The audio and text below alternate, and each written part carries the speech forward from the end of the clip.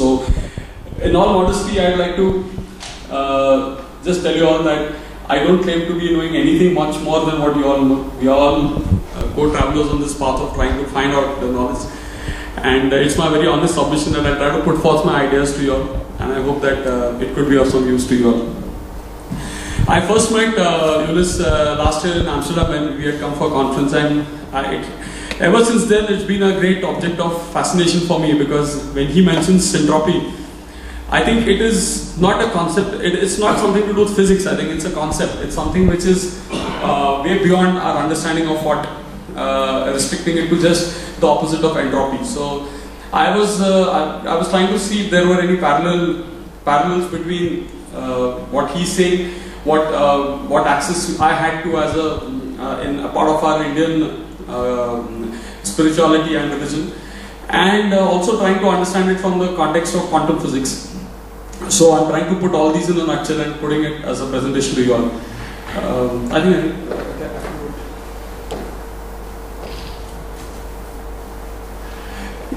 right from time immemorial, I've also been fascinated to see that this whole universe is so huge. We're talking of something like 14 billion light years is the dimension of the universe, which is unfathomable to my small brain. And to come to think of it, that this all began as a Big Bang, which is supposed to have started off with virtually something which was very subatomic, and then it went on to expand to what it is presently. That is our understanding of the universe as it is today. But there were two questions that didn't seem to make sense to me. First was that where did the energy that was required for this huge expansion, where did that energy come from? That was something I could not understand. And secondly, even more interestingly was that if this expansion took place, then the space into which this expansion took place had to be existing before the Big Bang. I can't understand where this expansion took place into, because it has to expand into something. So the space had to exist before the actual Big Bang occurred. So this was something that did not make sense to me. So it's a thought for all of you all to think about also. And in a lighter way, since we are talking of Syntropy, I thought we'll touch a little about entropy. So there's these eminent philosophers, Flanders and so on. They have given a poetic meaning to this entropy. Heat is work and work's a curse, and all the heat in the universe is gonna cool down because it can't increase. Then there will be no more work and there will be perfect peace. So, so I think we'll come to that point maybe where probably entropy is all about just heat and energy. But coming on a more serious note, if one were to look at it, that this whole universe, if one sees the construction of the universe, there are certain parameters, there are certain values which can't be accepted as empirical or arbitrary. For example, the precise values of what is the mass of a proton, the precise value of what is the mass of an electron, the precise value of what is the value of gravity, as 9.8 meters per second square. Who set up these values? They cannot happen empirically. I as a science student cannot accept the empiricality of it, that one fine day someone just says, okay, I keep the mass of the proton like this.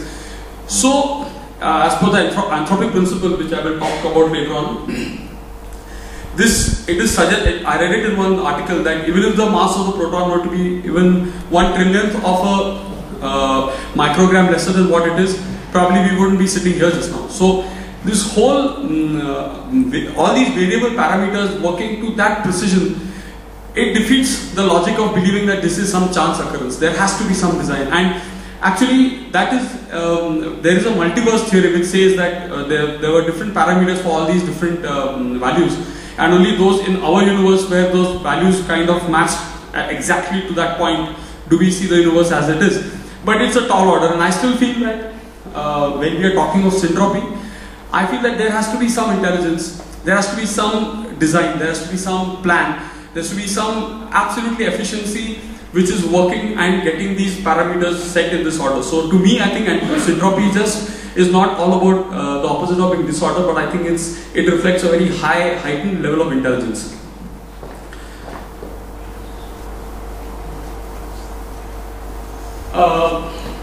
We all know about entropy. Entropy is like probably measurement of disorder.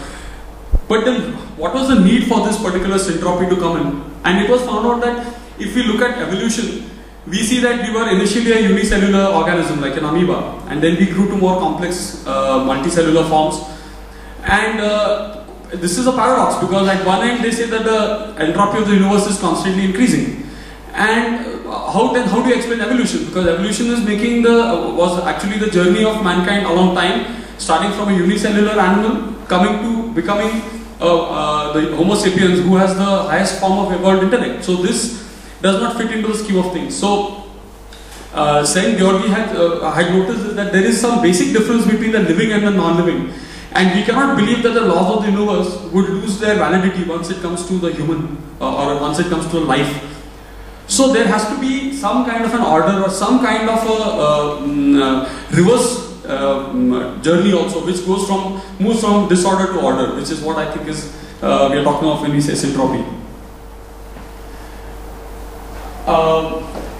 When we say that there is a higher level of order in life, in terms of more complex human life forms evolving, there has to be what actually we talk of is this syntropy came as a I think word coined by the gentleman whom you mentioned. But what it essentially talks about is negentropy. That is, we talk of a negative entropy. So it was necessary because what happens in negative entropy is that in the living, even today as we sit over here, there is an active process going on, which is making sure that all the disorder that is being generated is being exported out of the body. So there is some force which is trying to nullify the constant disorder, which is the natural course of all matter. So this force that is actually exporting this disorder out of the system is what we talk of as negentropy, and this actually is at the junction of, as Ulysses was saying, about the inanimate objects as against the living objects. So, and it was Mr. Entropy, whom Ulysses mentioned, who was trying to then get to the interface of physics and biology, because physics deals with inanimate objects, and biology is, it seems as if that they are totally two different highways of life. One is which is on the non-living inanimate objects, and one is which is the living beings and the cellular organisms. So he was credited with the idea of trying to come with a unified theory which unified physics and biology on a common platform.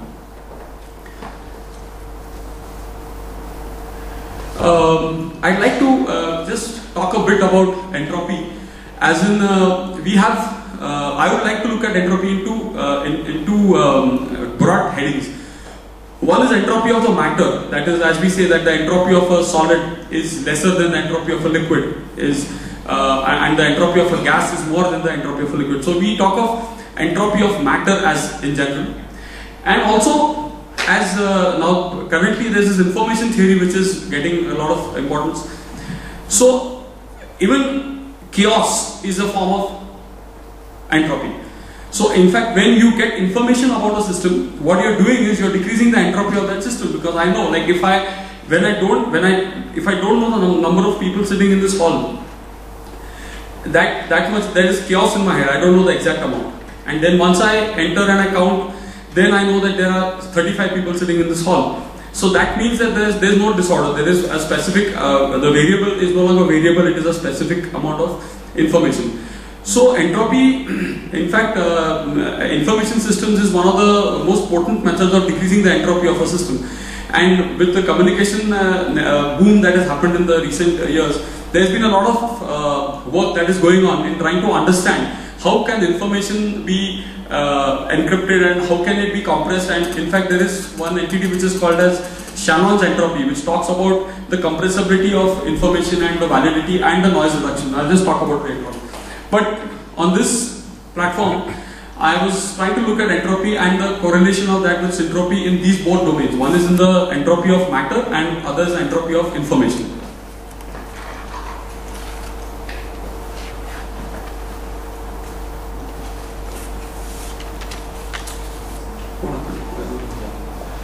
Now we all know about entropy of matter, but it is interesting to note what is entropy of information. Even Ulysses mentioned about Heisenberg, and He is credited with this absolute basic fundamental equation of fundamental building block of quantum physics, which is Heisenberg's principle of uncertainty. And it is quite interesting to note that when there is a subject-object dichotomy, one understanding the other, you cannot understand the other in totality. So that is actually what Heisenberg was trying to say, that you cannot precisely know the exact momentum and the position of a subatomic particle. It is impossible. If you know one, you won't know the other with that much precision. So, which means that the entropy or the information entropy of a particular subatomic particle can never be zero. There is always going to be some entropy associated with it. So, this is one interesting concept that I request all of you to keep in your mind, because if you look at entropy and syntropy on a broader canvas, then this point becomes very relevant. There is this trilogy of observer, observed, and the process of observation. So this Heisenberg's uncertainty principle is in the domain of this, which says that the observer cannot exactly have an accurate and total understanding of the observed. And if one looks at the elementary films where they try to explain the concept of relativity, as Einstein had started pushing it forward, he was talking about the same thing, that to a stationary observer who is in the train, the ball will follow a different trajectory as against the trajectory that is observed by a person who is outside. So this observer, observed, and observation trilogy which is there, the equation is different for two different people. So it is virtually impossible for me to have, as a subject, to have a total understanding of the object that I'm trying to study about. So the entropy of the object, as far as I am concerned, is never going to come to zero. It cannot become syntropic. There is necessarily going to be some amount of information that is not going to be accessible to me. This is a very important point. The other important factor of this observer, observation, and observed trilogy is that, as I think Louis also mentioned, Jonas also mentioned that in quantum physics, Schrodinger's probability waves, that is, if I have to go out from here, out of this door, theoretically there are infinite number of ways I can go. I can go to the moon and then go to the door. I can go from outside this wall. And that is where we come to the paradox of a person can, in quantum physics, if one is waiting long enough, one can actually walk through the wall, because that is definitely a distinct possibility for me to move from here to outside the door.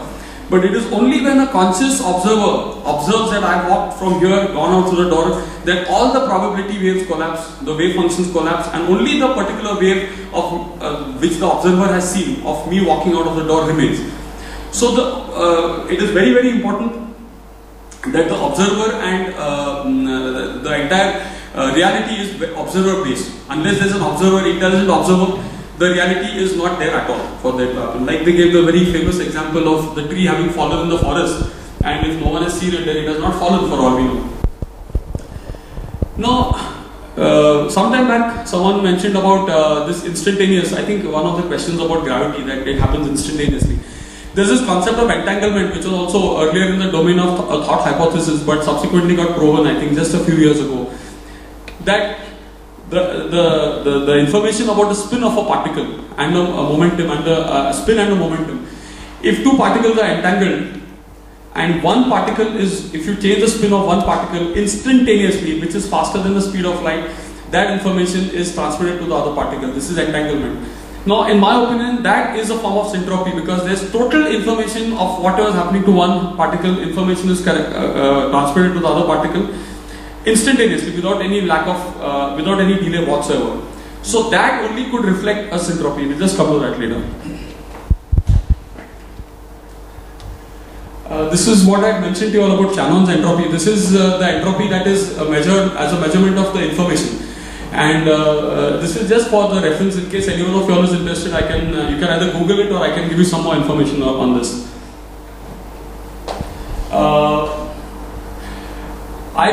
Like I mentioned to you all about syntropy of information, that is this entanglement.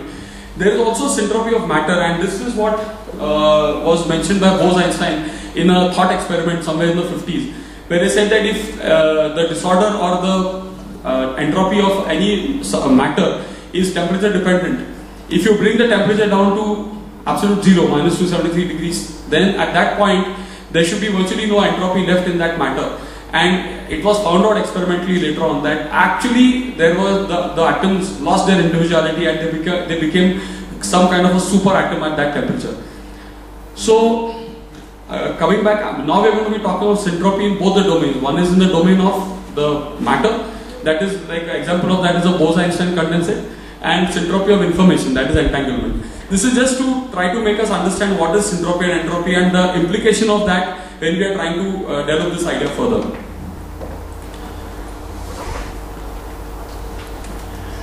This is what I was talking to you about quantum entanglement. It is a form of a quantum superposition, and this transmission of information is absolutely instantaneous. So, which is this is a syntropic transmission, we could call that, of information. Now, coming back to this understanding syntropy, when we talk of as it affects us in the human, in the life forms, we are as we are sitting here right now, we are amalgamation of some trillions and zillions of cells. Each cell is capable of is alive on its own. As a doctor, we see that each cell is unique and it is differentiated to perform a specific function.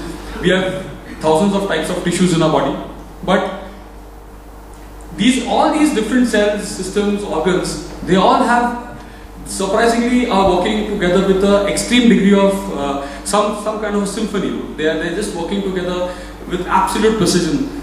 How they communicate instantaneously with one another, what is the method, is something which is hard to understand. It's like, as a doctor, we see this, that if the person has some problem with decrease of fluid intake, the kidneys instantaneously make sure that the sodium that is normally excreted in the urine, that is, the excretion of sodium is dropped. Now, how does this intelligence get transmitted and communicated in the body, that the person is taking less water, so sodium has to be retained by the body? So there has to be some underlying innate kind of an intelligence, or an innate kind of a syntropy, which is coordinating all these different cells and making them work together. Now, I call this as a syntropic baton. I mean, there's this plurality of our cells and tissues and organs, but there is a touch with that syntropic baton which makes sure that everything, all this diversity, somehow still works in a form of a unity of its own, which it is meant for preserving the life of that one individual.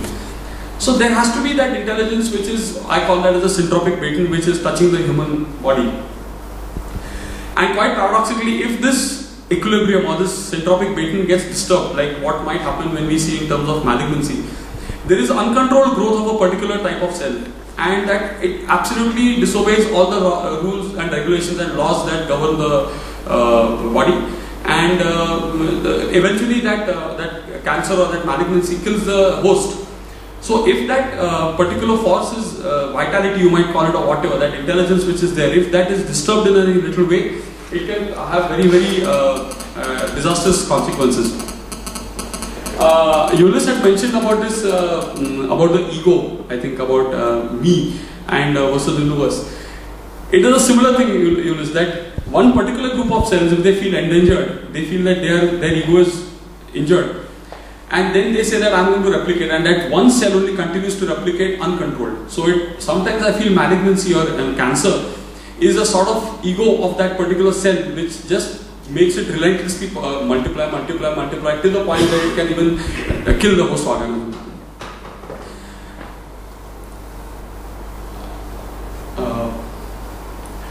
Now coming to this, we've now seen that there are these two forces, opposite forces. One is the entropy, or that is the disorder, which is going along with increasing with time, and also at the same time, parallelly, there is also the other life force, which is having this syntropic baton, you might call, or some force that is making sure that these the plurality of cells and these simple cells are, despite becoming increased in number, they are still working very, very congruently and very harmoniously. So simultaneously, there are two forces. One is a disruptive force, which could be entropy, which is also going to happen right from the time you're born, which is, I would say, a destroying force, and there's also a protective force. So one of the hypotheses that our scriptures and our religion mentions is that Shiva is this infinite, unmanifest conscious intelligence. It is just this intelligence which is at play. It is, but it is unmanifest. It does not have any manifestation. And Shakti is the energy that is necessary to establish a sort of hierarchy in this intelligence which is unmanifest. If it has to manifest, then just think of it, we were talking about time. But for anything to have a separate identity, two things are going to be required. One is space is going to be required you first need space in which you can see that object. And you also need a definite time frame for the longevity of that particular object. Otherwise you will never have a separate sense of separateness.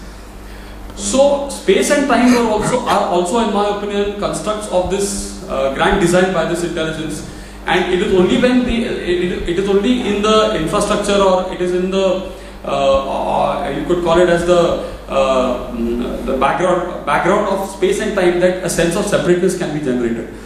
So in fact in one of our temples they have this one sculpture of this Lord Shiva where he's half human, half male and half female. So what they're actually saying is, it implies is that Shakti is just a part of this intelligent consciousness which it is deploying as a tool to induce a sense of separateness and manifest itself as creation.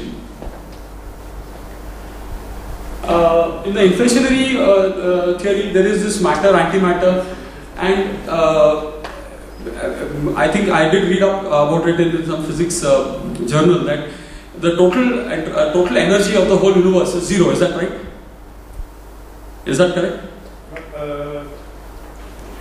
If you sum the positive. Yeah. Yes. The total energy of the universe is zero. That is what it's said. So it means that there has to be some, for some positive, there has to be some balancing negative, and if the two are joined, the two are added up together, there will be zero probably. So like you had also shown the slide about the yin and yang and tau, where there are these. So there are these are two opposing forces which are actually kind of there to neutralize one another or to work harmoniously with one another to let manifestation come into existence.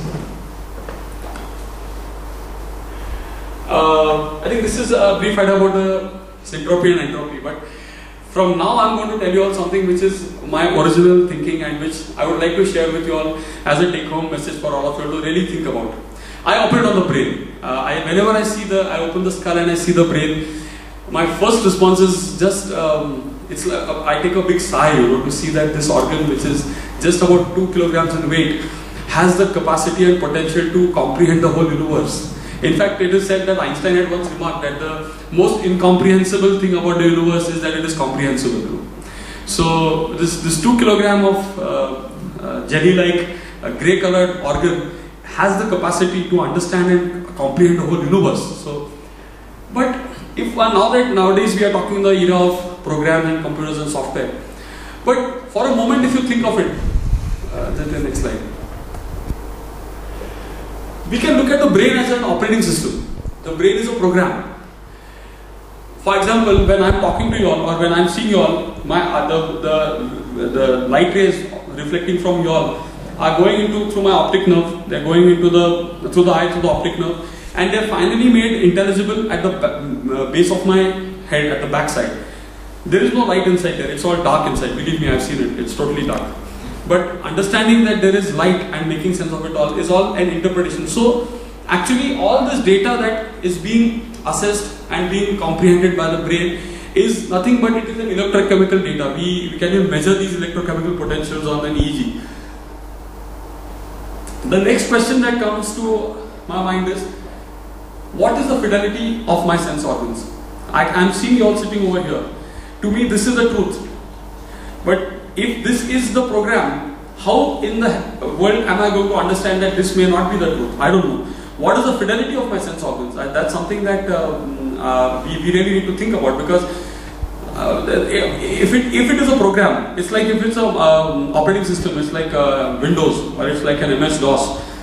That program is there and all our brains are working to that program. So if there is these rays of light that are falling from here to here, and the electrical signal that my brain is generating and telling me that this is the group of 30 people are sitting over here. To me, this is the truth right now. I agree. But what is that really the real truth? Because I may be just within the program, and that program is telling me that I'm going to believe it because that's the conditioning that has happened over so many years. So just think about it. It's something food for thought. This diversity that we talk about in our some of the scriptures in back home in India, they talk of this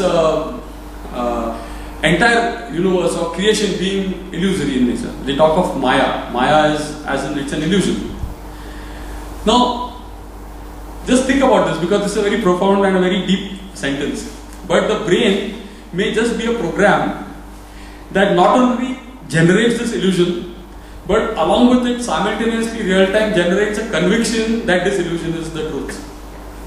Think about it. It's something which you will probably find very interesting because I know that if anyone were to refute this, that this is Euless sitting over here and that's Atandala sitting there, to me this is the truth, real time just now.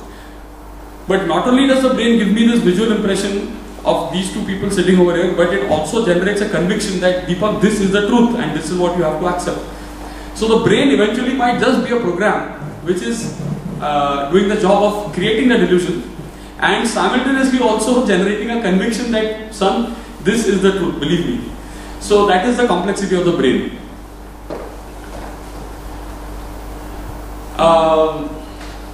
There is this one very interesting thought which the answer to one of the questions that I had. What is the purpose of this whole universe? What is the logic of this creation for whoever might have created it? There is this anthropic principle, weak anthropic principle. There is a strong anthropic principle and a weak anthropic principle. So this weak anthropic principle says that the objective of this creation or the manifestation of the universe was to eventually end up and generate a conscious intelligence which can appreciate that universe which has been created. So this is what one of the anthropic principle suggests. Now coming to one very interesting aspect that I think someone mentioned about thinking out of the box. Gödel was one person who propounded this theorem. There are two theorems. They are called as Gödel's theorem of incompleteness. That's the first one. Which means what he says is that if you make one particular statement, or if we are talking just now and we make a load of statements, like we talk about 10 or 12 statements we talk. There is going to be one statement in that 10 which is impossible for anyone to prove, which we might call as a priori system. So it is incompleteness as in that you cannot completely say it is true or false. There is going to be one statement at least which is going to be impossible for anyone to prove. That is the first part of that Gödel's theorem. And the second part of this theorem is that it says no one can prove from inside any complex formal system that it is self-contained. So if I am inside the system, then it is impossible, absolutely impossible for me to say that, make any conclusions of that system because I am part of that system. So I cannot really make any conclusion. So Gödel's theorem and proof is one reason to believe that in a finite system, no matter how huge it might be as huge as the cosmos or the universe,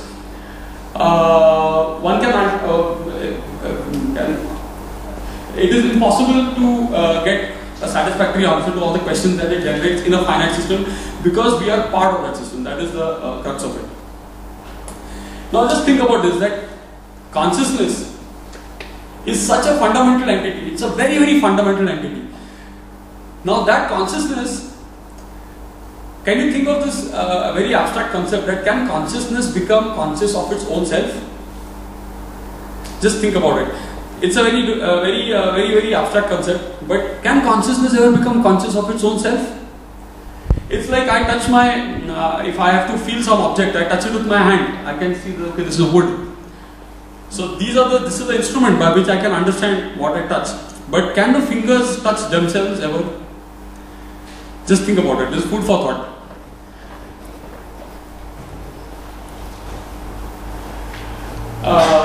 Now, if we were to presume that there is this infinite, unmanifest, conscious intelligence which was at work initially.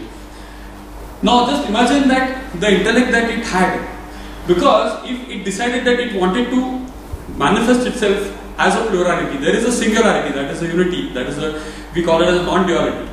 That original if it decided to become multiple, manifest itself in different forms, then it had to be so intelligent that it had to cast a spell of it had to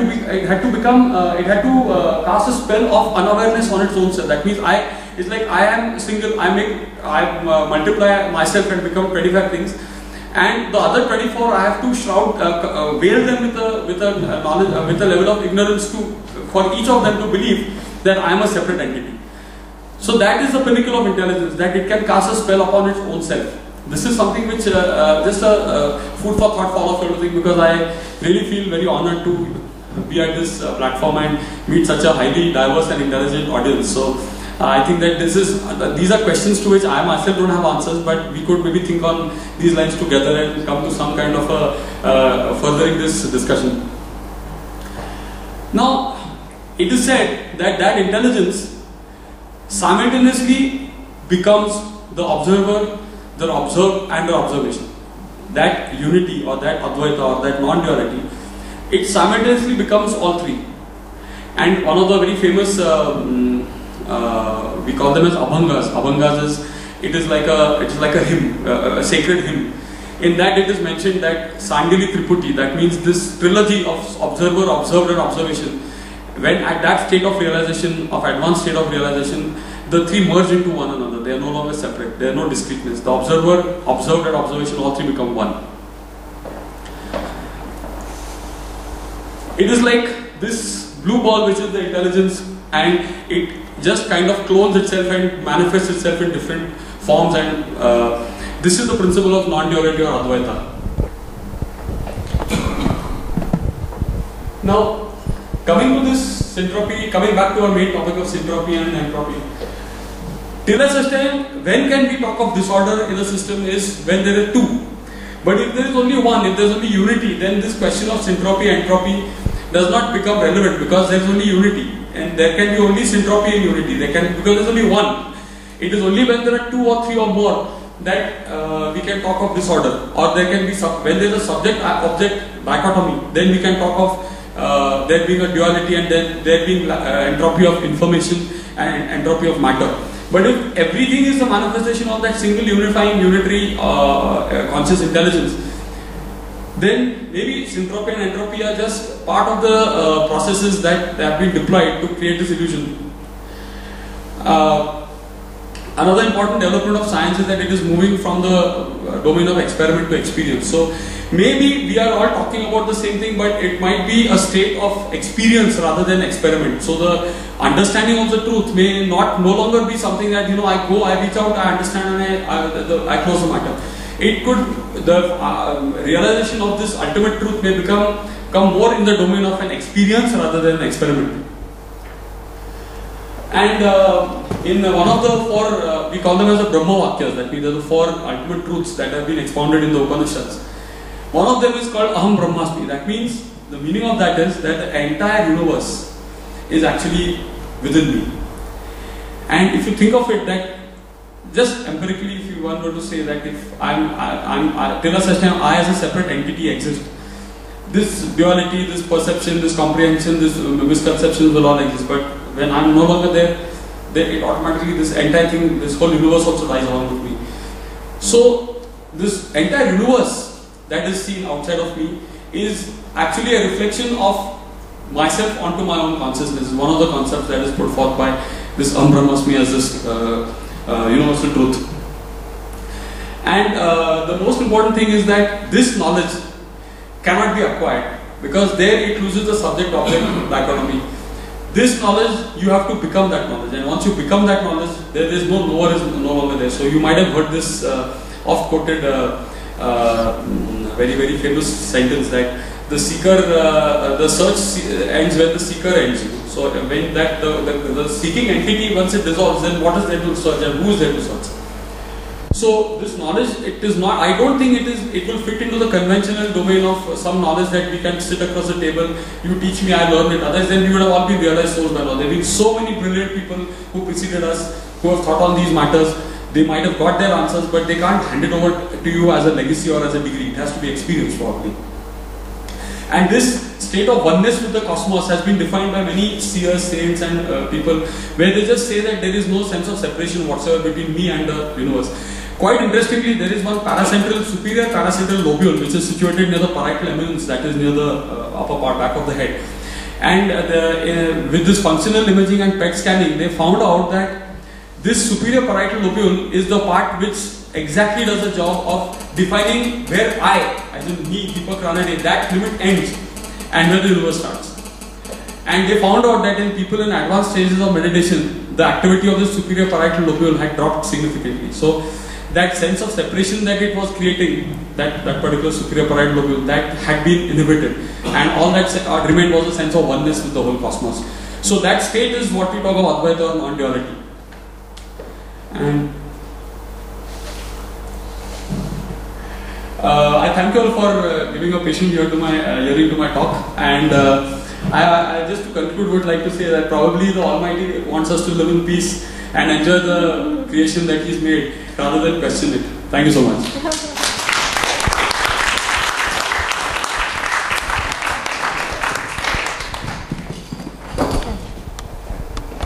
Any questions?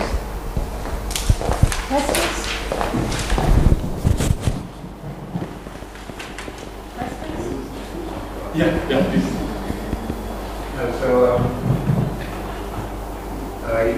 You were saying you had all these questions about how the mind relates to the world, being a neurosurgeon.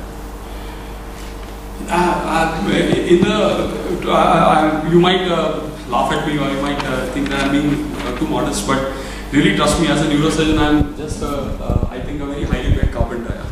Other than that, because I treat it more as an organ, and I operate on different parts. But if you ask me the functioning, it's something which is beyond the scope of our medical science to really understand. Yeah. And so, how prevalent is that feeling that where science has got to is like a frontier beyond which we have to encompass some totally different understanding? Yeah. I think once it goes in the domain of experience, what happens is the biggest I would say advantage as well as the shortcoming or limitation of science is that they insist on experiment, and an experiment that can be repeated and verified by anyone. It's like when I say gravity exists, I drop something, it falls to the ground, and it will fall 100 out of 100 times whenever I do it. So that's the only yardstick that science will accept to get the veracity of any claim that I make. But if it becomes a totally subjective, that means this science which we are talking about is objective science, but this becomes a very subjective science, which is in the domain of an experience. So just think about it, but there are so many people whom I do know are realized souls. I've heard of them, I've read about them. If it were to be something that I can teach you, or I can hand it over to you, I don't think we would be sitting over here. So, because it is an entirely subjective kind of a thing, it is something that you experience, and it's like probably if, I eat a mango, and no matter I try all the ways out of the world to try to explain to you that it is sour, it is a little sweet, it is orange color, till and such that you don't eat that mango yourself, all my explanations are going to fall flat. You're going to ask me, like sugar cane, I say, okay, a bit like that. Then you're going to say, does it taste like tamarind? No, not really, not so sour. Is it like a ball? Well, somewhat like that. But eventually, the proof of the pudding lies in eating it. So, it becomes so subjective that unless you yourself experience it, and unless you yourself eat it, no explanation or no documentation or no... that is why I was trying to tell you about this entropy of information, because whatever you might say, whenever I am transmitting information as from one subject to the you as object, there is not going to be 100% fidelity of the information transmission, because there is a subjectivity to the information that I am going to give you also. So it is impossible for us to get it down into some kind of a written format or something that you can tell another person and the person will comprehend. Yeah. I would like to stay with the question because it's so interesting, even though I see you cannot give me an answer, but what should I avoid doing in a communication with a person like this? Yeah, an everyday person. What should I not ask or tell in order to keep the conversation going and maturing? Okay, you mean if you're going to be meeting some spiritually advanced person, that in that sense, or if I want to inspire somebody else on this path? Okay. No, I think it's something which is very innate. It's like, you know, some people have that quest for knowledge. Some people don't. There are a lot of, I think, hedonistic people who believe life is all about enjoying themselves and having a good time. So I think to them, if one were to get into these kind of very abstract and abstruse queries, I think they may not really understand it. Could it be that some people, like bees, there is just one bee that becomes the queen bee, but from what I hear, the queen bee has exactly the same gene. Could it be that some people are not supposed to understand this? Yeah, it is. That's what, you know, now, since you've asked this question, I have to revert back to my my motherland to give this answer to you, because it is said that I don't know how many of you all believe in past birth, but I'm not here to, I was telling someone, I'm not here to propagate any religion, I'm not here to propagate any belief system, please don't get me wrong, but I'm just using that little bit of information to explain, give you an answer. It is said that when we talk about sanskaras, that means those are the overall value system, values and the memories of our whatever are affecting our lives. They remain as a database in our brain, and how this data is transmitted in the subsequent births is something unknown. But what happens is that it's like, depending on how much of whatever your value system, whatever your life you've led, you come down, you are walking that path. It may not be in one birth, it could be in a few births, and that alone can explain why even you see identical twins born to the same, I'm talking about monozygotic twins who are born to the same parents in the same house, are so different personality wise. I mean, how do you explain that? It has to be, it is in the domain of the intangible. So why is it that, it's like, you know, if I ask you that why could someone be such an extraordinary painter, and why can't I paint? I mean, you can't answer that. You know, you just say that guy is just blessed. I mean, he's just got that ability. So it's really hard to take a call as to, you know, say why a particular person has an inclination and why one doesn't. Yeah. Original discovery in neurology was mirror neurons. Yes. And I think that perhaps that's the basis for a lot of what you're discussing, in that you can identify why another intelligent creature is doing a certain thing because you have a model of them in your mind that you are interacting with. Absolutely. That could very well be where you could start identifying reactions of. In fact, you know, you'll be very amazed to note, I don't know whether you all have heard of this phenomenon called as a phantom limb. Have you all heard of it? Phantom limb. You see, there is one very eminent neurologist in the US by the name of Ramchandran. He's written a book called Phantoms of the Brain. You know, it's like how this brain can also be fooled, you know. It's a very interesting thing. Right? There's this person who had an amputated hand below the elbow. And now in the phantom limb, what happens is that the nerve which is carrying the sensation normally in a normal hand, when the hand is severed from the elbow, the rest of the neuronal apparatus is intact. So the nerve beyond it, where it has been cut up to the brain, is intact. For some reason, if that part of the brain is irritated, then that person who does not have this right hand below the elbow, his right hand thumb starts scratching, itching. Now that's horrible, because you can imagine that you want to scratch something that doesn't exist, and that can drive the person nuts. So what this gentleman he thought of was a very brilliant idea. He said, I must fool the brain. And that is what again lends credibility to this thing, that this whole thing is an illusion. That what he did was, this person didn't have a right hand, so he covered him up completely and just kept his eyes open, and in his eyes he could see a mirror, and in that mirror he showed a reflection of this guy's left hand in the mirror, and he scratched the thumb of his left hand, which looked like the right hand thumb to the brain of the subject, and that stopped the itching. So you can, it's like calling the brain, because after all the brain is also well within its limits, and that is why I am still inclined to believe that the brain might just eventually be nothing but a program. And if there are, I think, some of these science fiction movies like Matrix and all, which are trying to work on those lines and trying to say, you know, that maybe this could be this could all just be a program, you know, where what is happening around to us. But it's something which is really, believe me, it is the physiology of how the brain works. Forget consciousness. Just imagine that these neurochemical impulses going through the nerve, through biological tissue, to generate an image in the back of the brain and to give me an entire understanding on the visualization of the whole world, it's hard to comprehend. It's really hard to comprehend. So, like you said, probably mirror neurons are also something on those lines. No? Yeah.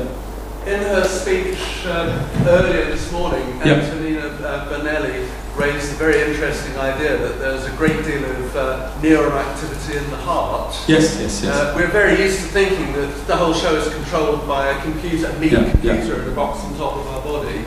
But I wondered how much you as a neurologist would think that the overall functioning of a human being is distributed through the brain, the heart, and the whole system of the body, and not just in the brain. Function. Absolutely. In fact, you all might have heard of this OB, out of body experiences. I think one speaker is going to talk about it after me only. I think there are documented evidences where there's one very famous neurosurgeon in the US by the name of Charles Drake. Robert Spetzler. He has his hospital. He has his center in Phoenix, in Arizona.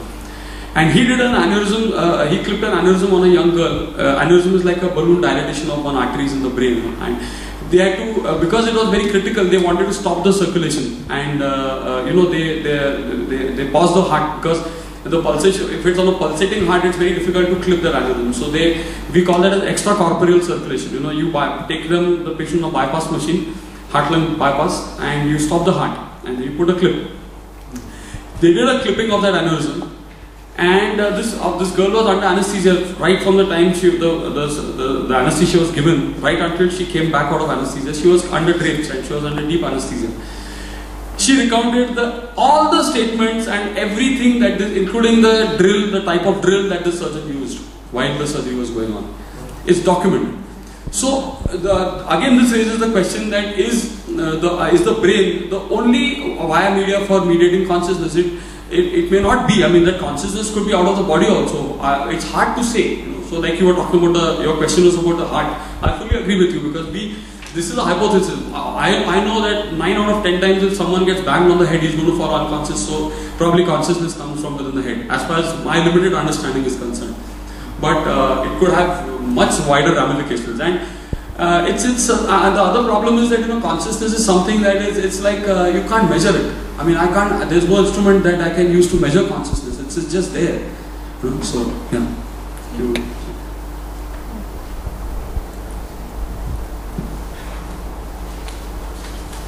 Okay, thank you so much.